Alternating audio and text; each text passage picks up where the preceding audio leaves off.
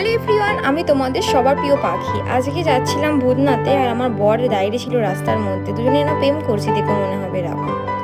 সে তো ঘরের লুঙ্গি পরেই চলে এসেছে।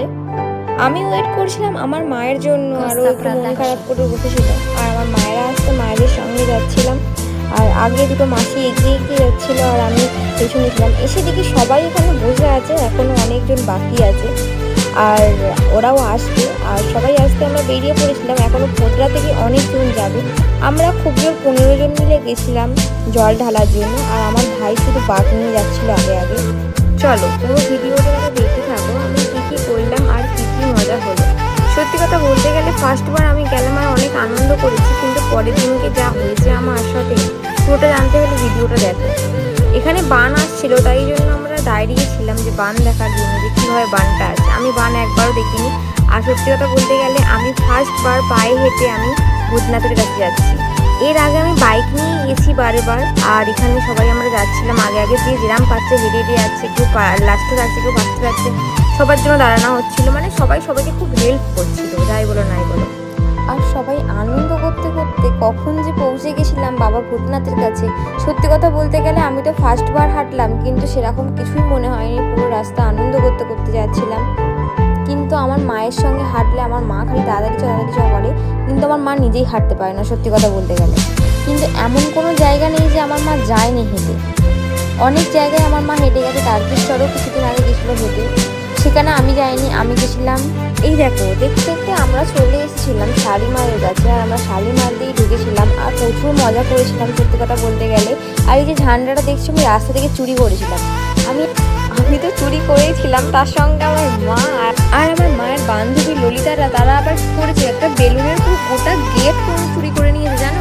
আর এত মজা, এই দেখো এই গেটটা, আর খুব মজা হয়েছে, খুব আনন্দও হয়েছে। কিছু কিছু ভিডিও করা হয়নি, কিন্তু প্রচুর আনন্দ করছি বিশ্বাস করো।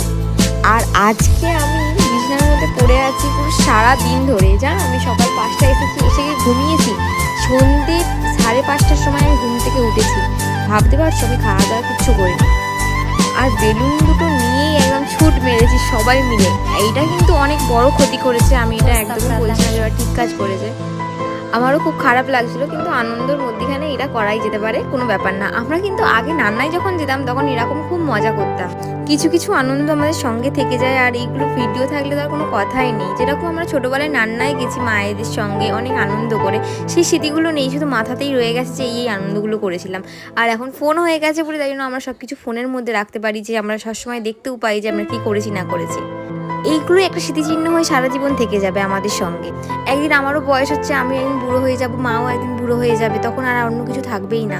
এই দেখো এখানে আমরা দাঁড়িয়েছিলাম, আর আমার এত মাথা ঘুরছিল তোমাদের বলে বোঝাতে পারবো না। তারপরে জানতে পারলাম যে আমার প্রেশার লো হয়ে গেছে, তাই জন্য আমি একটু ওআরএস খেয়েই হাঁটতে লেগে গেছিলাম। আর এই ভাইগুলো, আমি ভিডিও বানাচ্ছিলাম, আমাকে বললো হাই দিদি।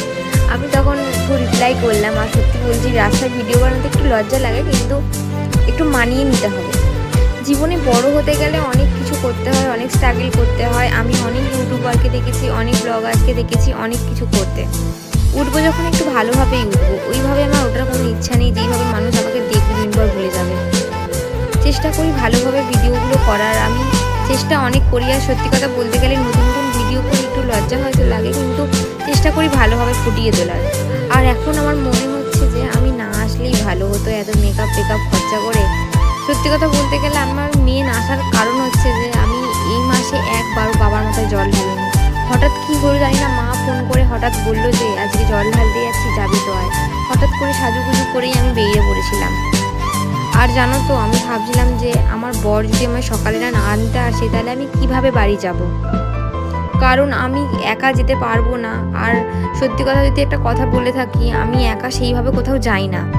কিন্তু ফাইনালি ও আমার ফোন ধরেছিল আর আমাকে বললো যে আমি তোকে আনতে যাচ্ছি, আমার ভালো লাগছে না তোকে একা ছেড়ে, কারণ আমি সেইভাবে রাস্তাঘাট ভালো রকম চিনি না। আর ও আমাকে বলে তুই খুব ছটপটে, তোকে সবাই সামলাতে পারে না।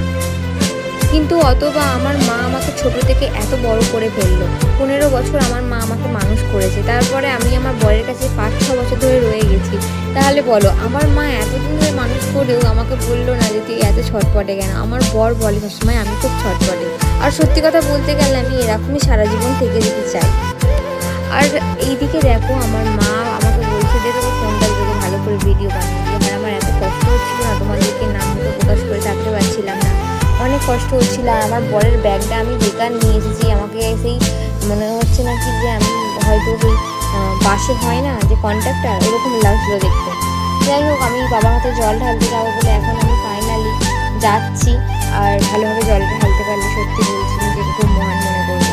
আমি একদমই হাঁটতে পারছিলাম না, আমি ভাবছিলাম যে কখন বাবার কাছে পৌঁছাবো আর কখন জলটা ঢালবো। আর সত্যি কথা যদি একটা বলে থাকি, আমার না খুব জোর খিদে পাচ্ছিল, আর আমি খিদে একদম আটকে রাখতে পারি না। খিদে পেলে আমার প্রচুর গা গোলায় আর মাথা ঘোরে, কেন আমি জানি না। এটা কি প্রেশার লোয়ের জন্য? তোমরা যদি কেউ জেনে থাকো আমাকে অবশ্যই কমেন্ট বক্সে জানাবে। সেইভাবে মন্দিরে ভিড় ছিল না, একবার এসেছিলাম অনেক ভিড় ছিল, ঘুরিয়ে ঘুরিয়ে ঢোকাচ্ছিল। আর আমরা আসলে ধূপ মোমবাতি জ্বালি আর বাইরে দিয়ে আরতি করে আর বাড়ি চলে যাই। আগে খুব ঘন ঘন আসা হতো, আর এখন একটু কাজের চাপের জন্য একদমই আসা হয় না। আর এখানে আমরা লিট্টি খাবো বলে এসেছিলাম, আর এখানে লিট্টি খুব ভালো করে, আর আমার প্রচুর পছন্দের একটা লিট্টি। এই ভিডিওটা এতটা অবধি, গুড বাই, আবার নেক্সট ভিডিওয় দেখা হবে তোমাদের।